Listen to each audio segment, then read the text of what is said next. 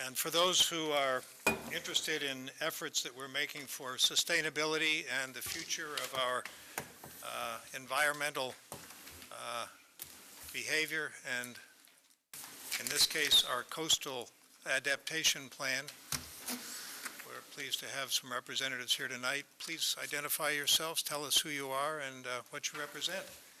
And please get close to the microphone. Good evening. I'm Kristen Grubbs. I work for the Ipswich River Watershed Association. I did formerly work for the town, so it's nice to be back. Welcome back. See some of you. And I am Alicia Galen. I am the Conservation Administrator for the town of Ipswich. Okay, before you begin, why is this an important thing to be discussing at this time? And maybe you'll be touching on that, but just very quickly, let us know why this is really worth our attention in 25 words or less. We're here to present the Great Marsh Adaptation Plan. It's hot off the presses, so that's the timeliness of our being here tonight. And I think the timeliness of the discussion we hope to have, and I know there's a good representative of your citizenry in the audience, we've just seen some of the impacts of some of the kinds of climate change that's coming our way in our recent storm. So I think we all have a fresh perspective on things like flooding and coastal storms and how they affect Ipswich. So we're going to talk about all that tonight. Do you want to answer that in 25 words or less? No, I think that was more than 25. Okay, I mean, Future is here. How's that? That's That works. right. it's certainly lapping at the door, I'll say that. It is. So Alicia and I are representing the Ipswich Resiliency Task Force. There are other members in the audience.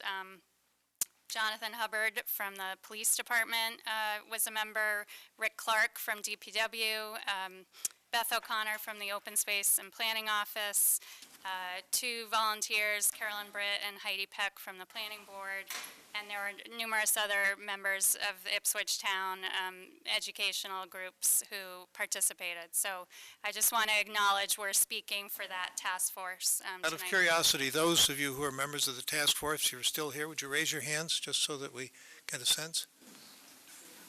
Sorry, Wayne too. Okay, thank you very much.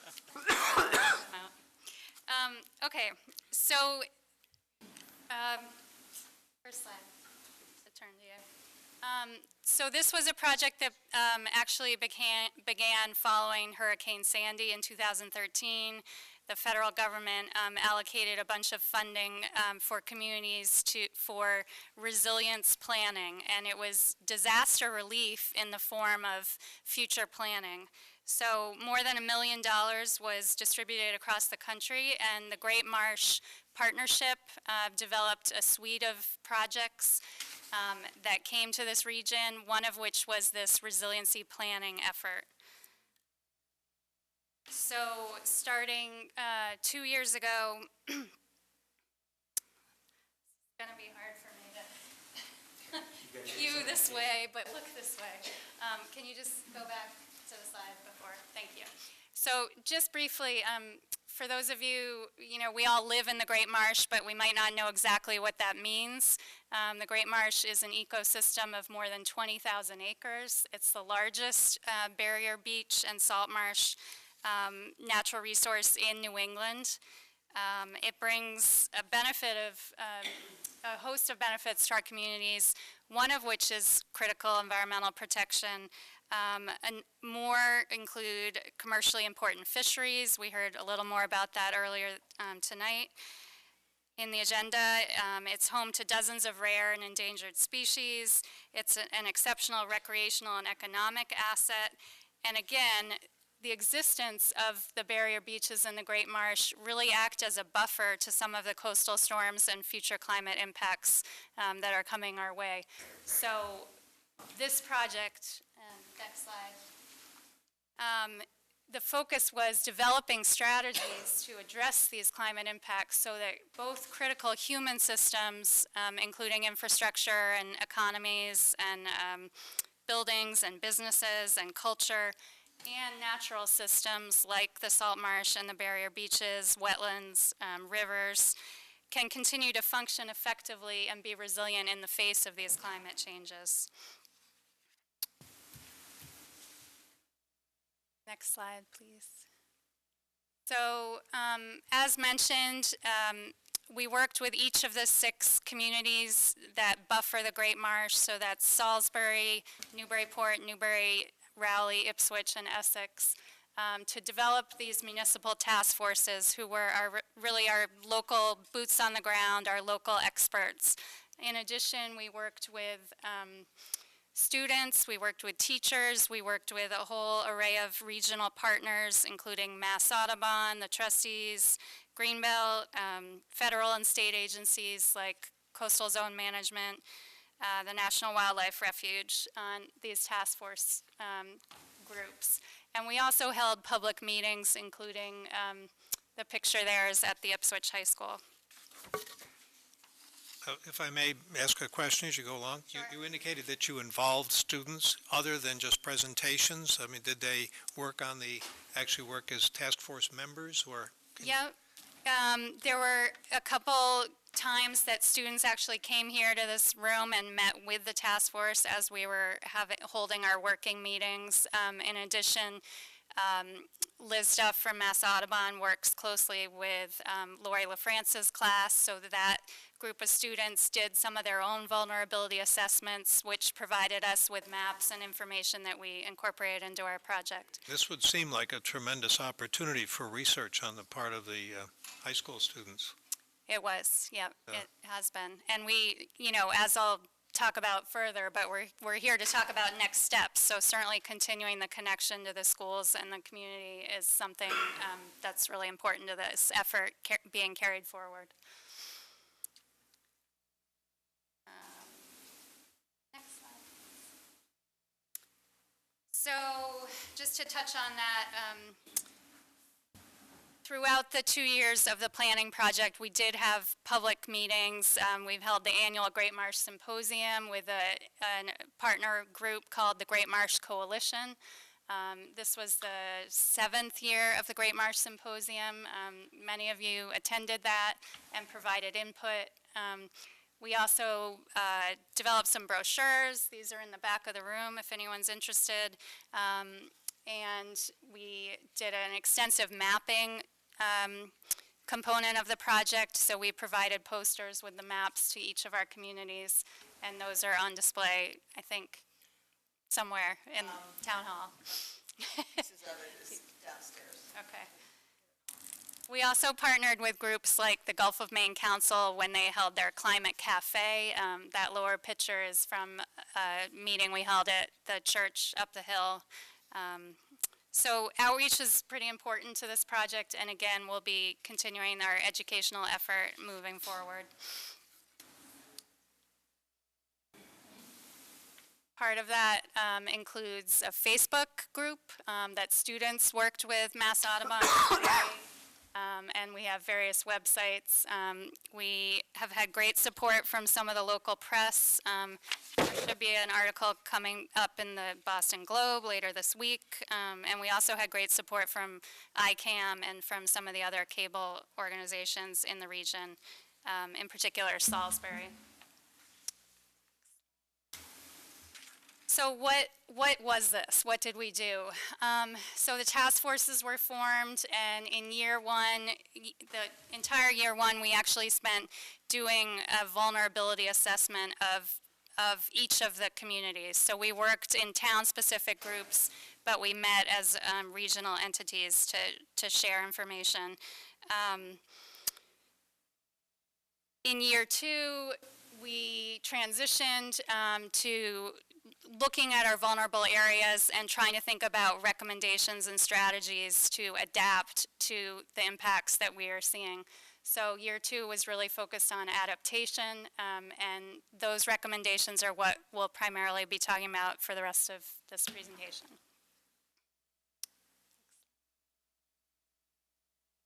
So for the vulnerability assessment, the first thing we did was look at all of the information and data that already existed. Every town has a hazard mitigation plan, so we looked at that for Ipswich. We looked at the open space plans, we looked at master plans, natural resource inventories that had been done. We gathered all that information together and developed a sort of locally vetted list of vulnerable areas. So we just asked people, where are the areas that flood now? Sort of what's the current status? So that was sort of the first assessment. Layered on top of that was work with a contractor called Woods Hole Group, and they took sort of that analysis to the next level, working with GIS to do a pretty in-depth modeling. This is just a snapshot.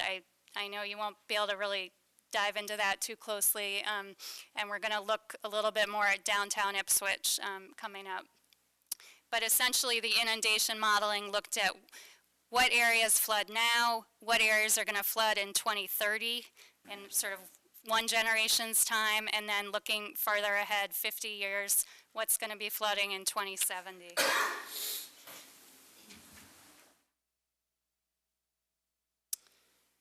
Additionally, the Ipswich River Watershed Association, my colleague Brian Kelder, led an assessment of what are called barriers to flow. So this is looking at different human infrastructure on roads such as culverts, dams, coastal structures, coastal stabilization structures like revetments or seawalls. Where are the areas now that are human-based infrastructure that may be causing a barrier to flow getting through? So when the water is traveling, whether it's precipitation, sea level rise, storm surge, storm water, what is the infrastructure that may be causing that flow to be impeded? So this assessment was done across the region in the Parker, Ipswich, and Essex watersheds. It included field work and assessment of more than 1,000 different structures. This is Ipswich's map.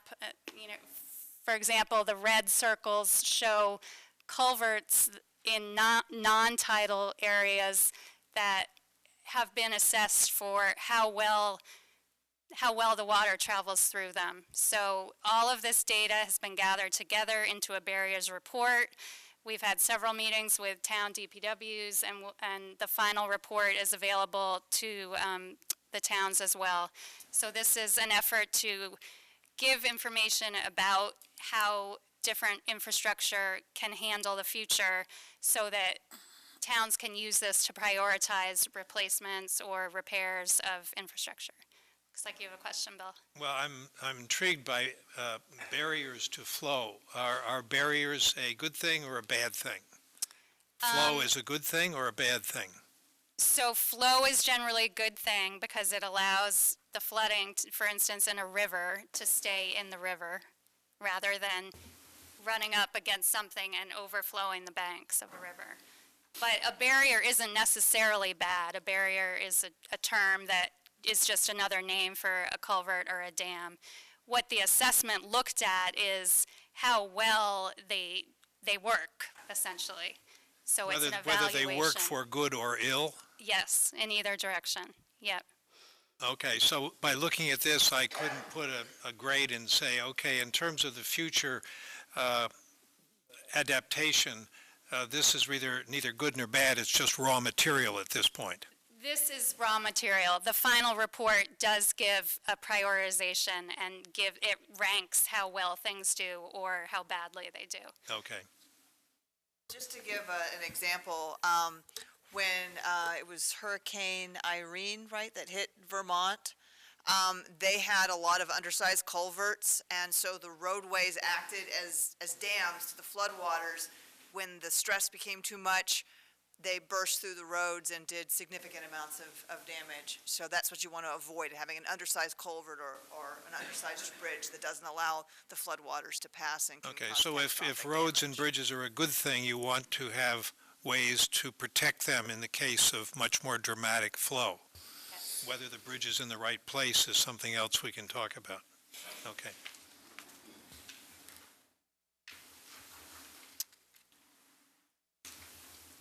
So, adaptation strategies are actions taken to build resilience and to adjust to the climate impacts on both society and on natural resources, as we've been talking about. So in year 2, this was really our focus. We divided strategies into these different buckets: natural solutions, nature-based and hybrid strategies, gray infrastructure, things like culvert upgrades, and policy.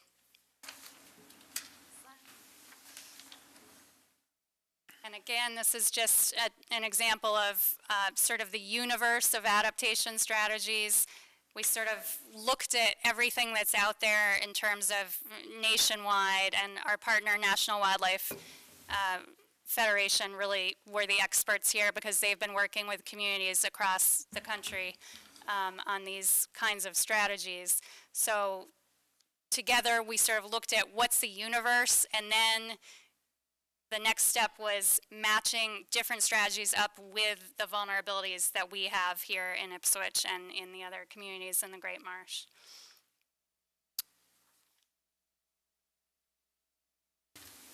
Nature-based strategies, I think, were sort of the focus of this particular funding source, so I wanted to just take a minute or two to talk about what that means.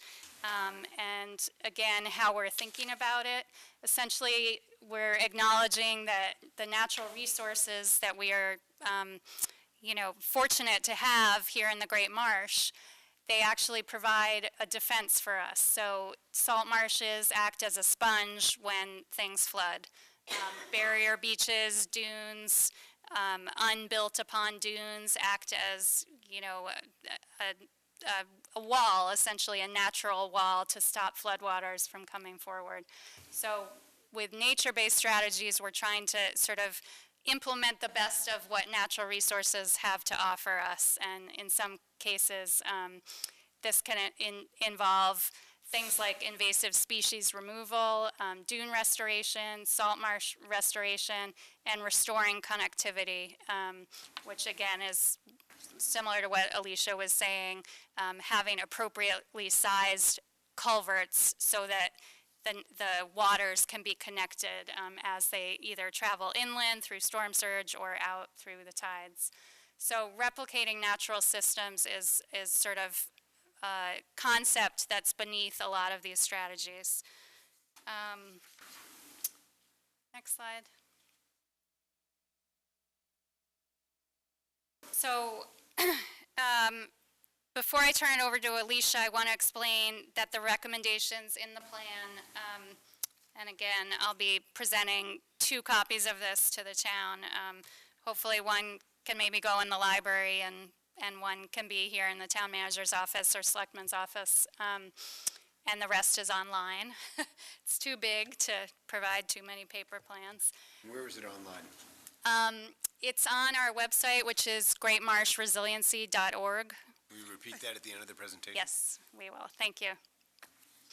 So the recommendations are divided into 2 sections. The first are regional strategies. So these are categories that will require ongoing regional collaboration, so cross-town, cross-border collaboration with our neighbor communities, and also working with our regional and state partners.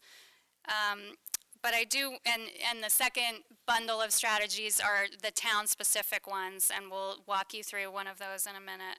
And I just want to note that in Massachusetts, it's an interesting discussion, the difference between regional strategies and municipal-specific strategies, because local municipalities really have complete control over their land use planning.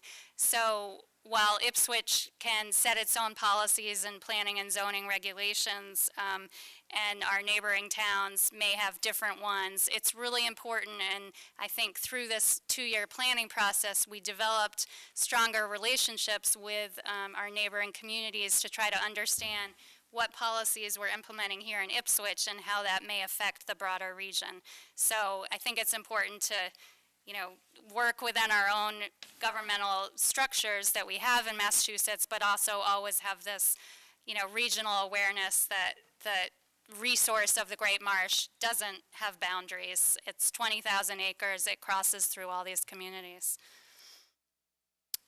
So to have a more in-depth look at how this assessment actually worked, Alicia's going to walk us through one of the vulnerable assets that we looked at, and that was downtown Ipswich. So as Kristen said, the first thing that the task force looked at was identifying the town's vulnerable assets. And this is the list that we came up with. Jeffrey's Neck Road, which everyone knows, is the way that hundreds of families reach their houses on Great Neck and Little Neck. Downtown Ipswich, which obviously has businesses and residences, infrastructure that are all along the Ipswich River. Crane Beach, the trustees of reservation are doing their own coastal adaptation planning for the Crane Estate property, but the town still needs to address flooding issues at parking lots, road access, etc. And then Pavilion Beach, which is the town's only public beach, as you're aware, and it's already starting to suffer some impacts from sea level rise and increased strong storms. And then the town wharf and sewage pumping station was pulled out, even though it's sort of near downtown. It's important enough that it's separated out as its own asset. And then Brown's Well on Route 1A is also a separate asset. So what I'm going to do is focus on downtown Ipswich to give you an example of how this process worked. So next slide. So downtown Ipswich businesses can be affected by both riverine, which is inland flooding, as well as coastal flooding. And it can affect the downtown businesses, which, as you know, vary from small shops to EBSCO, I think our largest employer in town, as well as some housing. 1A and 133 obviously crosses the river at the Choate Bridge, and these photos here are from the Mother's Day storm event, but we saw similar flooding in some areas with our most recent storm. Bottom pictures from last week. Yeah, that's what I figured, yeah. So there's additional flooding impacts beyond this of the sewage pumping station along the river and the Riverwalk Trail and the public boat launch at the town wharf. So here's an example of the vulnerability assessment work. This is the inundation map, which shows what areas are probable to flood in the year 2030 and the year 2070. So if you look at by 2070, pretty much the entire downtown Ipswich area has a 1% chance of being flooded at least once a year. And a 1% storm is what's also sometimes known as the 100-year storm event. But as we know, you can get multiple 100-year storm events less than 100 years apart. It has to do with probability. The parking lot behind Main Street and on the east side of South Main Street have a 100% probability of being inundated by 2 inches of coastal water by 2070. So the risk here is that's shown in this is not only coastal storms, but also includes the risk of inland flooding due to increased precipitation, which we expect and will cause even more extensive and dramatic flooding in the future.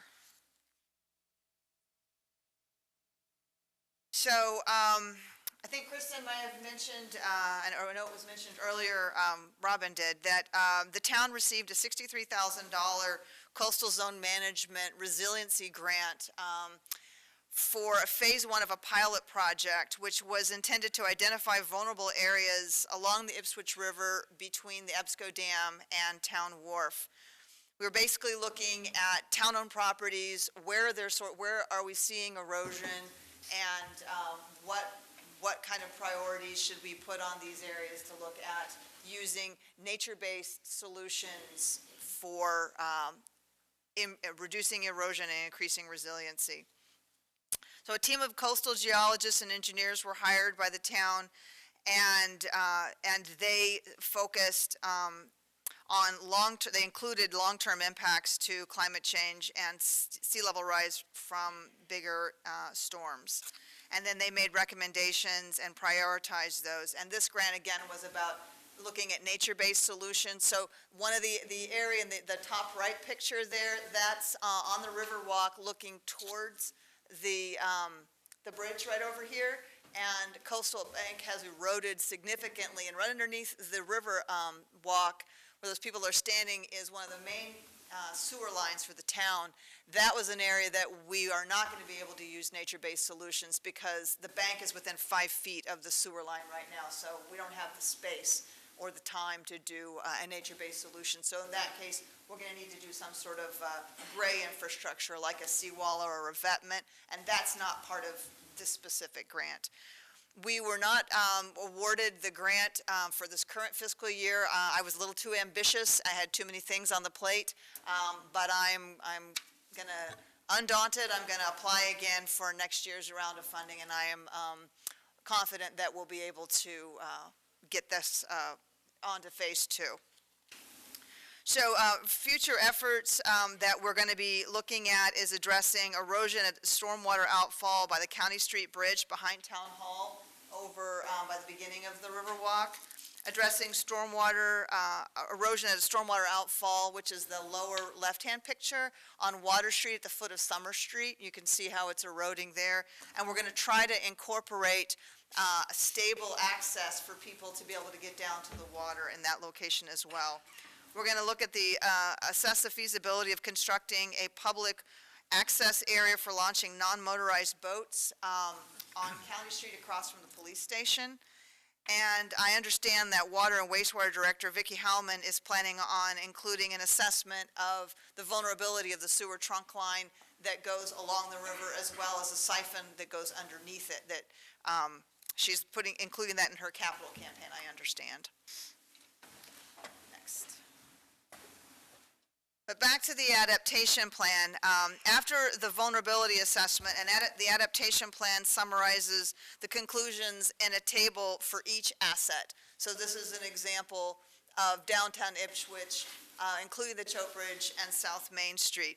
So the strategies for the downtown area include downtown business owner engagement and education on building retrofits and general principles of resiliency, encouraging landscaping techniques for stormwater mitigation like rain gardens, pervious walkways and patios, infiltration trenches, and other nature-based or green infrastructure techniques, creating and enhancing a riparian buffer or riverfront buffer along the Ipswich River and downstream of town.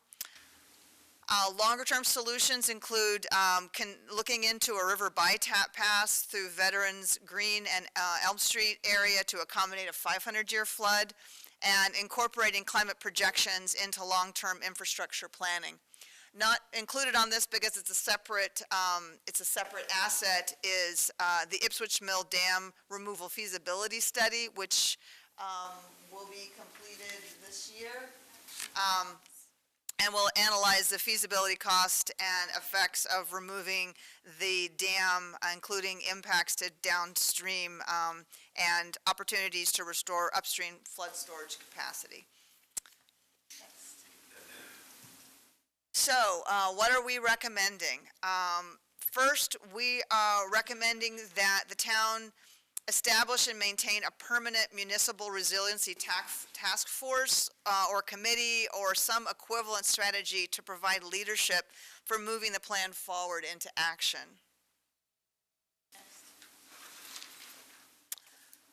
Incorporating the recommendations of the Great Marsh Plan into other municipal documents, planning documents, including the Community Development Plan, which Ethan's going to talk about in a separate matter tonight, and I understand that we're just starting that update process. Downtown Economic Development Plans, the MEMA Hazard Mitigation Plan, which we are in the early stages of updating that now. Capital and finance planning, and including, and then daily permitting projects and others. And we also recommend that the town of Ipswich apply for the state's Municipal Vulnerability Preparedness Program. This is a program that you apply to the state to be accepted to, and last time everybody all the towns that applied were accepted, and then you're given grant funding to be able to assess the town's vulnerabilities, and then once you're an MVP community, you're eligible for follow-up grant funding that other non-MVP towns can't get. So you have access to a whole lot more money to make infrastructure improvements, increase resiliency, et cetera. This program is a component of Governor Charlie Baker's Executive Order 569, which was signed in 2016. And it provides communities with funding to complete action-oriented resiliency plans. And the next RFR to be part of the MVP is expected out this spring, so you'll be hearing more about that. And continue working with our partners. The seals along the top are all the different towns in the Great Marsh that I've had the pleasure of working with. There's more than 20 organizational partners, and including 6 engaged, informed, and active communities that are ready to carry forward the messages to their mayors and managers, as well as educating the public. So, do you want to take this one? Sure, this is our finale, but I just thought Governor Baker said it well last week. These kind of storms we're seeing are becoming more commonplace, and, I think we're all seeing the impacts, so the time is now. Let's face it, folks, this is one more statement about the fact that it's really important for us to put time, money, and resources into resiliency and adaptability. So, Picture pretty much says it all. yeah. So there's the website. The plan lives there. As I said, I hope we can get one of these in the library and accessible to people that way. There's lots of maps. There's lots of information online. Happy to answer questions and have any discussion tonight. Thank you. Is that book in the school library and also available for curriculum use there? These are the only copies we have. It's available to be printed at any time, but Also available online. I just and Oh, it's online. I just I was just downloaded it. wondering. It's easy. And Alicia, have we put this on the website? On the website? I haven't, but I can put a link That would be to good. on the conservation office. I can put out a news flash. and Yeah, put a that link would be to good. it, That would be a just good to announce idea. it, But also have a permanent link Right. to it. Is there a codex that could be done that would suggest within all of that there are pages of particular importance to the future of Ipswich that could be a companion piece to it if it's not already in the index? I haven't seen it, but sure. Yeah, the index does have live links in it, so you can just go to the Ipswich list, Ipswich strategies, as well as sort of figure out where the Ipswich maps are. But I'd be happy to, identify that more clearly, and I can work with Alicia on that for the town website. Also, earlier in the evening, Carolyn Britt really challenged the selectmen. What are you doing about climate change and issues of relevance to not just action we can take to protect ourselves, but how much of this do you think would, if we get really on the stick and follow some of these recommendations locally, regionally, actually support some of the proposals that I'm sure are going to be coming forward to the selectmen? How much of that will be an answer to the Climate Change Committee's concerns that we're not doing enough? Well, it's a tough question. Yeah. It's tough, right, because it's a bit of a trade-off, right? I think there are lots of ways to think about what we need to do related to climate change, and I think there are a lot of good people in town thinking about all those, so I guess I would just join the discussion on let's figure out how to best move that forward for Ipswich. I know the Climate Action Committee has done quite a bit of work and has a plan that they've finished a couple years ago. Now we have this plan. Let's think about what are the... How can we harmonize the two of them so that to the extent that we are prepared to either reallocate scarce resources or up the ante, we are doing something that will touch as many important bases for for our residents as possible. And I think that also, you know, we have the climate adaptation plan, we have the hazard mitigation plan, we have, you know, all of the, all these different plans, and they're all saying different things. And I think that having a standing municipal vulnerability committee or group will be one way to have a central location for all this information, to make sure that the plans are all in sync and that we're all looking at the same hazards and using our resources as wisely as possible. Question, if I can, Yes, Mr. by all Chairman. means. So you meant, one of the recommendations is for the town to create a task force, standing task force or committee. Can you speak to what other communities have done in that regard? Has any of the other 5 towns done that? Yeah, so Newburyport has a standing resiliency committee that was created as sort of an offshoot of the task force convened for this project. But that committee does have a town staff person. The sustainability coordinator is her title. I think recycling and sustainability coordinator was how she started. Maybe she started with recycling, but now she's wrapping her arms around this. So they have a mayor-appointed committee that is sort of moving the recommendations of this plan forward. They're doing this municipal vulnerability preparedness project right now, so that committee is sort of working on that. Essex is also has a very active select board on climate topics, but they also are underway with the municipal vulnerability preparedness program. So they have a small task force. I don't think it's an appointed committee at this point. I think the report's timely, Mr. Chairman. It's sort of at the crossroads of, we have the Climate Action Committee and this recommendation. And this is part of the discussion that I was thinking about, that we need to come together and say, all right, where do the two fit? Is it one larger committee? Climate Action Committee, I believe, is not a standing town committee. My sense is that there's been resistance to sort of do that. So just sort of having an open discussion about how we can pull those efforts together in one concerted effort, I think is important. That's the effort to which I referred earlier at the beginning of the meeting. So thank you for the recommendation.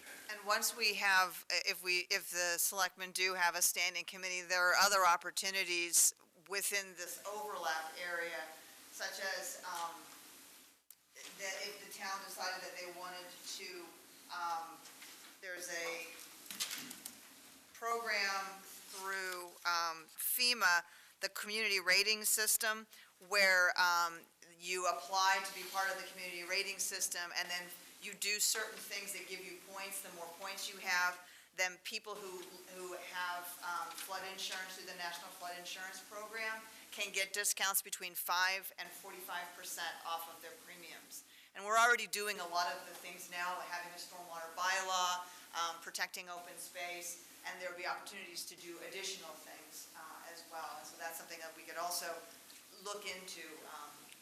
If we wanted to pursue that vigorously, what would be the most appropriate town office or department to be the lead in that community rating system effort? My feeling is that the planning department director, the planning and community development department is where it makes the most sense. Right now, the town floodplain manager is actually the building inspector, because he's the one who's reviewing building permits to see if people are in the floodplains, et cetera. But other than that, pretty much, it seems like, you know, again, just my opinion, I haven't talked to Glenn about this, but it seems to me that the department that Ethan and I work in would be an excellent place to have a central focus where all the information could come into, because so many of the plans we're working on. Comment, Town Manager? Yeah, you know, I had a long discussion with the Government Study Committee about this area and certain issues that because we are stretched so thinly addressing, you know, mandates, and I know Ethan has been working a lot on these Chapter 40B issues, and the discussion I had was that, with the increasing focus on areas that have been emerging in the last 5 years, climate action, sustainability, vulnerability assessments, integration of all that into operations and capital planning. It just seems to me that it is essential that the town look within the next couple of years of hiring and designating a staff person to coordinate all that, because I'm sitting here and I know John's out there and I see him. He's working on the hazard mitigation grant, which incorporates this, and he's been on this. And I know you've done the coastal zone management, and I think there's something we might be working with the Merrimack Valley, and there's just no repository for all of this. Exactly. And it's complex enough. And I think having citizen involvement is great, but I also think there has to be a staff person that brings these things to the table and works with internal staff to address these issues, because we often have our day-to-day issues. I happen to know that in these recommendations that many of them are being addressed right now. There's nothing in here, but I'm asking my staff to report back on it, and Alicia, you have already, so that we can, follow up with this and say to the board, taking this, here's where we are on this, here's where we are on that, these are recommendations, and here's where we are. But I do think in terms of trying to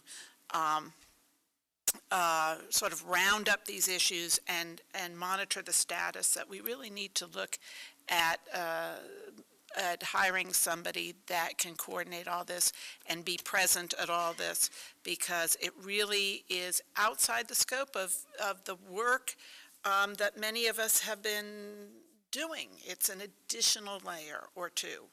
And I think that's the only way we're going to be able to effectively move forward, is to have somebody who monitors all these, works with you on the grant, manages the status, takes that information, and works with the DPW on integrating it into their capital plan or whatever. And I think that's the direction towns need to go in. Okay, thank I you. absolutely agree. Ms. Brett? Yeah, I just wanted to briefly address Ed's question. Carolyn Britt, One Check Barkwoods.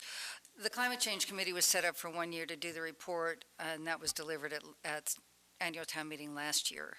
So there have been a number of us meeting informally, but there's been no formal committee. So there is a space waiting to be filled there. And thank you very much, Robin. I couldn't have said it better of what we need. Okay, thank you. Can I ask a quick question? A couple quick questions. One or two? One or two. So just want to come out front. I'm in complete support of all this. One question that I have for you is, did the group prioritize any of these issues, and do you have any costs with them? Do you have background data on these costs? And I know I'm like Debbie Downer asking those questions, but it's important because I think it paints a picture of not only costs but savings that we get from investing in this, right? So I'm wondering if you guys prioritize this and if there's costs and benefits. There's no formal prioritization in the town-specific lists. Yep.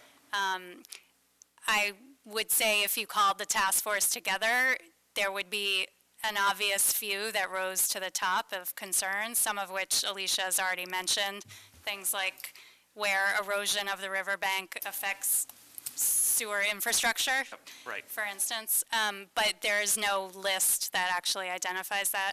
We did not dive to the level of cost.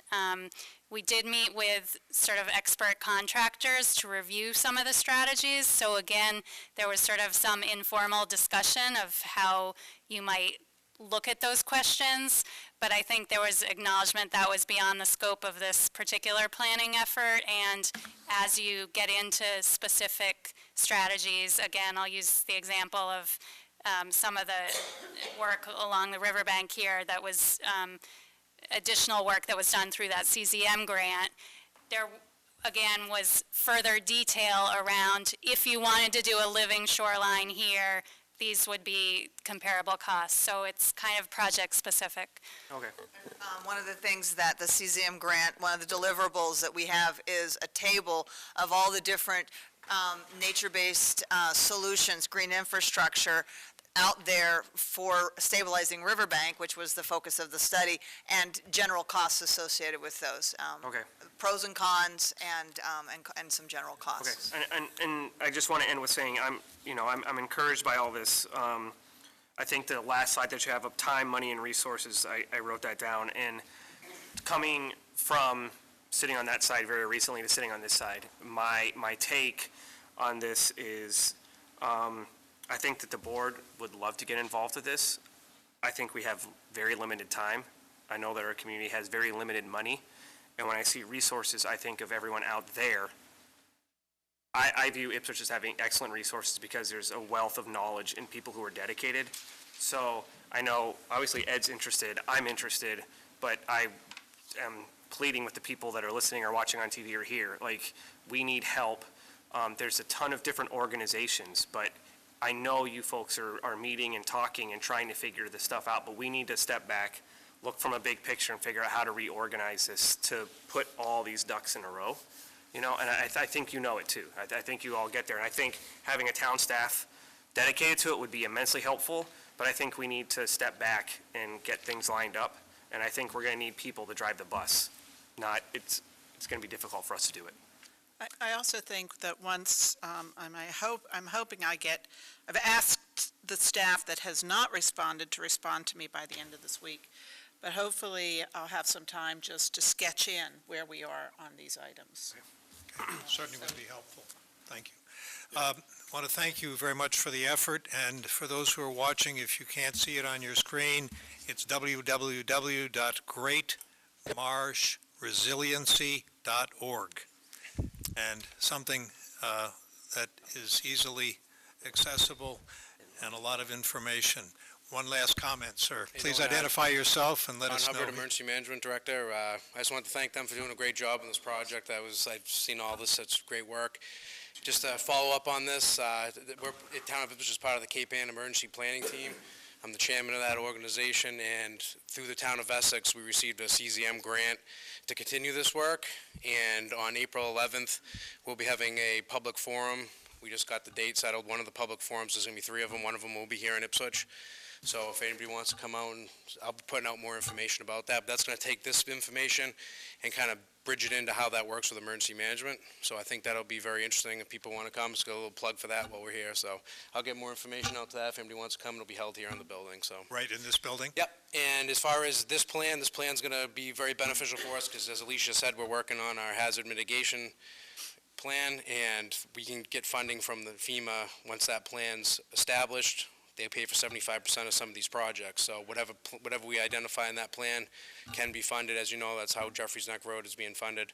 Unfortunately, when you work with the feds, things take quite some time. That's why that project is still ongoing. But at least we'll be able to get funding for some of these projects if we include them in the plan. So. Reiterate one more time the date of the meeting. April 11th. April 11th? It'll be in the evening. We haven't solidified the time yet, but I'll get it out there. So. And it will be The National Wildlife Federation's running the course. It's going to be a public forum about how this plan works with emergency management planning. April 11th. Yep. More to I'll come. get that information out there, yeah. Okay, thank you very much. Thank the two of you and Thank you. your crack technology team. Thank you.